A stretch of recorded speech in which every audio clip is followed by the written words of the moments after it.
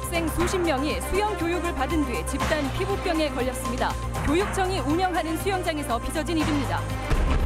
정부가 장전마을 암 원인 중 하나로 비료 공장의 담배 찌꺼기를 지목하면서 담배 찌꺼기를 보낸 KTNG의 책임론이 일고 있습니다.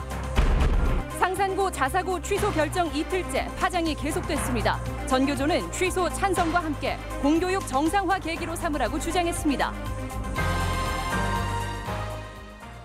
여러분 안녕하십니까? 전주 MBC 뉴스데스크입니다. 익산 장전마을의 암 발병에 대해 국립환경관리원이 담배 찌꺼기인 연초박과 개연성이 있다는 조사 결과를 내놨죠. 장전마을에 2,000여 톤의 연초박을 보낸 건 대기업인 KTNG였는데요. 책임을 묻는 목소리에 KTNG는 모르는 척하고 있습니다. 박연선 기자입니다. 지난 2001년 길 건너 비료 공장이 들어선 이후 마을 주민 99명 중 무려 22명이 암에 걸린 익산 장전마을. 주민들은 비료 공장에서 들여온 연초박을 암 원인 중 하나로 지목했는데 정부의 조사 1년 만에 일정 부분 사실로 드러났습니다. 비료를 생산할 때 연초박을 태우면서 1급 발암물질인 담배 특이 나이트로사민이 다른 비료 공장보다 8배나 많이 발생한 겁니다. 발암물질이 질병의 집단적인 질병의 발병의 원인이 된 것으로 연초박이 집단 암발병의 원인으로 조사되면서 이 공장에 연초박 처리를 위탁한 KTNG의 책임론도 불거지고 있습니다. KTNG가 지난 2009년부터 7년간 장전마을 비료 공장에 보낸 연초박은 2,200여 톤. 주민들은 장기간 다량의 연초박을 거래한 KTNG가 공장이 주변에 끼칠 영향을 몰랐다는 것은 말이 안 된다고 주장합니다. 폐비를 만들 수 있는 시설이 안 돼 있는 그런 상황에 연초박을 갖다가 폐기물 처리를 했습니다. 그 어떻게 10년 동안 몰랐다고 하는 건. 조사 끝에 암발병과 연초박의 개연성이 확인됐지만 KTNG는 여전히 폐기물관리법을 준수했다며 문제가 없다는 입장입니다. 지난 2월 대기업으로서의 도의적 책임을 묻는 질문에 환경부 역학조사가 끝나지 않아 답변할 수 없다던 KTNG는 역학조사 결과를 받아들고도 정밀 역학조사를 통해 정확한 원인 규명이 이루어지길 바란다는 원론적인 답변을 반복했습니다. MBC 뉴스 박연선입니다. 전주의 한 초등학교 학생 수십 명이 학교 수영 교육을 받은 뒤 피부 질환을 호소하고 있습니다. 수영장에서 잔류 염소 농도가 치솟았기 때문인데요. 문제의 수영장은 전북교육청이 관리하는 곳입니다. 허현우 기자입니다. 전주의 한 종합병원, 100여 명의 아이들이 병원 직원의 인솔에 따라 안과와 피부과 검진을 받고 있습니다. 전주 북초등학교 4학년 학생들인데 생존 수영 수업을 듣고 나서 탈이 난 겁니다. 이들 학생들이 수영 수업을 받은 건 지난 17일부터 19일까지 사흘간. 장소는 전북교육청이 관리하는 전북교육문화회관 수영장이었습니다.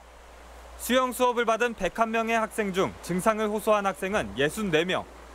학부모들은 상당수 아이들의 몸에 피부 발진이 생기고 눈에 문제가 생겼다고 말합니다. 학교 관계자는 아이들이 이용한 수영장의 잔류염소 때문에 발생한 일로 추정하고 있습니다. 수영장의 잔류염소 농도는 리터당 0.4에서 1mg 수준을 유지해야 하는데 순간적으로 리터당 1.4mg까지 올라 아이들이 높은 농도의 염소에 2시간 동안 노출된 겁니다. 수질을 자동적으로 관리하는 기계가 갑자기 오작동을 일으킨 건데 1999년부터 사용하고 있는 이 기계를 직원 2명이 24시간 교대로 점검하고 있습니다. 확인 못한 대로 저희들이 잘못했습니다. 저희들 팀장에 들어가기 전에 바로 점검을 하라고 했는데 이제 잠깐 놓쳤나 봐요. 생존 수영 수업은 3학년부터 6학년까지 모든 초등학생을 대상으로 전주시 내 3개 수영장에서 진행됩니다. 전라북도 교육청은 수질 관리 주체는 수영장이기 때문에 교육청 차원에서 해야 할 마땅한 대책은 없다고 말합니다. 이런 일들이 거의 발생하는 가능성은 거의 없는데 지금 발생을 한 거고 혹시라도 좀 이상이 있거나 그런 경우에는 바로 즉각적인 대처를 하는 것으로. 여름철이 다가오고 생존 수영 수업이 확대된 만큼 전북교육청은 재발 방지 대책과 안전 문제를 다시 점검해야 한다는 지적입니다. MBC 뉴스 허연호입니다. 전주 상산고는 어제 전북교육청 발표에 따라 다음 달부터 자율형 사립고 취소 절차에 들어갑니다. 지역에서 상산고를 바라보는 시선은 극명하게 나뉘어 왔는데요. 그래서인지 시민사회를 비롯한 각계의 반응도 엇갈렸습니다. 조수영 기자입니다. 16년 만에 자유령 사립고 취소 절차에 들어가는 전주 상산고. 상산고는 자사고 지정 취소 기준점 80점 미만인 총 79.61점을 얻었습니다. 진보적인 교육시민단체들은 대체로 환영하고 나섰습니다. 전교조 전북지부와 전북교육네트워크는 오늘 교육청에서 기자회견을 열고 상산고 자사고 취소는 당연하다며 내년도 재지정 평가 대상인 익산 남성고도 일반고로 전환을 서둘러서 이번 기회에 공교육 정상화에 나서야 한다고 강조했습니다. 당연히 이 결과를 수용하고 빨리 발표를 하는 것이 우리 전북교육 안정화에 큰 도움이 되리라고 생각됩니다. 다른 시민단체는 상산고에 정당한 평가 기회가 주어지지 못했다며 비판하는 목소리도 나왔습니다. 그 이해를 달리하는 측에서 계속 요청을 했음에도 불구하고 설득하는 그런 수순이 없었고요. 결국에는 전라북도 교육청의 힘의 논리와 권한만을 내세우면서 지역 정치권도 자사고 이슈에 가세해왔는데 상산고가 우리 교육 문제 전반에서 차지하는 입지와 상징성이 그만큼 크기 때문입니다. 서울대 진학률을 마치 명문학교의 잣대처럼 인식하는 현실에서 상산고는 지난 3년간 평균 40여 명의 학생들을 서울대에 진학시켰는데 전국에서도 손에 꼽을 정도입니다. 수월성 교육에 매진한 결과인데 도내 일반고는 물론 다른 자사고와 비교해도 숫자가 훨씬 많습니다. 이 때문에 상산고가 고교 서열화를 주장한다는 비판이 나오는데 여기에 학생 정원의 20%만 지역 인재로 채우고 있어 지역엔 득이 될 게 없다는 목소리도 있습니다. 지역 인재 양성 부분에서는 미비한 점이 있고 우수한 학생을 선점해 일반고 교육의 질적 저하를 초래한 점도 있다고.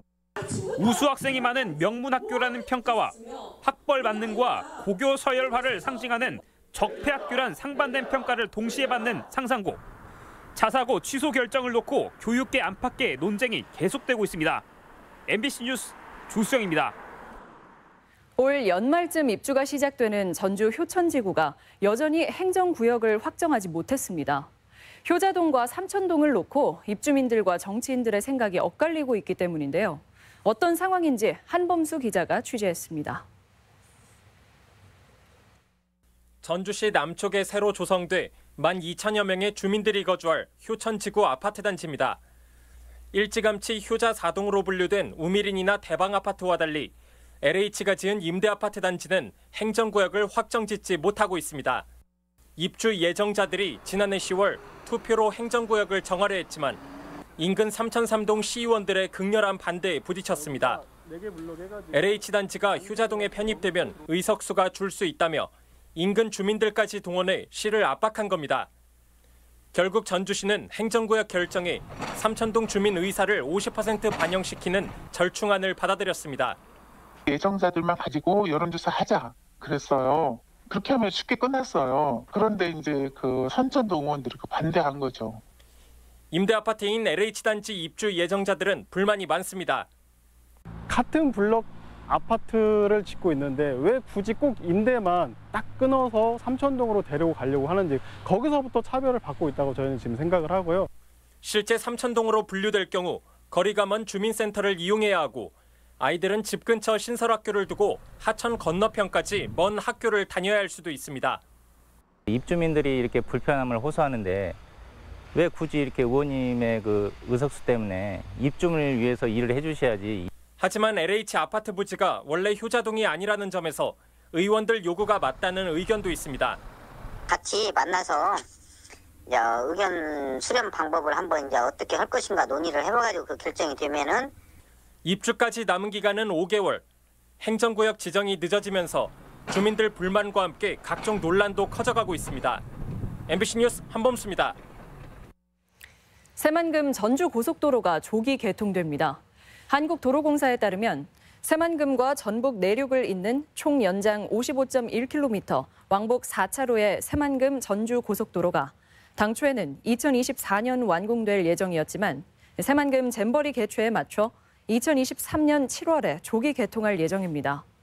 1조 7천억 원이 투입되는 고속도로는 올해분 토지 보상비 1,763억 원 가운데 1,116억 원이 집행돼 빠르게 진척되고 있습니다. 첨단 계량기 생산업체인 동호코스모가 새만금의 둥지를 틀게 됐습니다. 동호코스모는 새만금 개발청과 투자 협약을 맺고 80억 원을 투자해 오는 2020년까지 새만금 산업단지에 공장을 짓기로 했습니다. 새만금의 공장이 가동되면 130명의 신규 고용이 예상되며 우즈베키스탄의 계량기 공급자로 선정된 동호코스모는 연간 100만 대의 계량기를 새만금에서 수출할 계획입니다. 고창 복분자와 수박을 주제로 한 축제가 오늘부터 사흘간 열립니다. 올해로 16회째인 고창 복분자 수박축제는 고창 선운산 도립공원 생태숲 일원에서 열리며 수박 빨리 먹기와 복분자 조격 체험 등 다양한 행사가 마련됐습니다. 또 수박과 복분자도 시중보다 저렴하게 구입할 수 있습니다. 축제 기간 고창군 복분자 클러스터에서는 농촌을 소재로 한 농촌영화제도 23일까지 열립니다. 문화체육관광부는 장애인과 노인, 영유아, 동반 가족 등이 최소한의 관광 활동을 보장받을 수 있는 열린 관광지 조성 사업 권역에 전주와 남원, 장수를 선정했습니다. 세부적으로는 전주 한옥마을과 남원 국악의 성지, 장수 방화동 가족휴양림 등 12곳이 열린 관광지로 선정돼 정부의 맞춤형 컨설팅과 지원이 이뤄질 전망입니다. 정치권에서 집배원 과로사 문제 해결을 촉구하고 나섰습니다. 국회 정동영 의원은 연간 집배원 평균 노동시간이 일반 노동자보다 700시간 많은 2,745시간에 달해 올해만 9명의 집배원이 과로사했다고 밝혔습니다. 또 1인 가구 급증에 따라 업무량이 폭증하는 만큼 집배원 2,000명을 증원해야 한다고 주장했습니다. 전주지방법원 군산지원은 부부싸움 도중 아내를 살해한 혐의로 기소된 54살 A씨에게 징역 10년을 선고했습니다. A씨는 지난 2월 6일 새벽 2시 반쯤 군산 시내 자택에서 아내 45살 B씨와 경제적 문제로 다투다 흉기로 목 부위 등을 수차례 찔러 숨지게 한 혐의로 기소됐습니다. 한국정책학회는 제8회 한국정책대상에 전라북도를 선정하고 삼락농정의 농업 분야와 여행체험 1번지 사업의 관광 분야에 대해 높게 평가했습니다. 전북권 뉴스였습니다.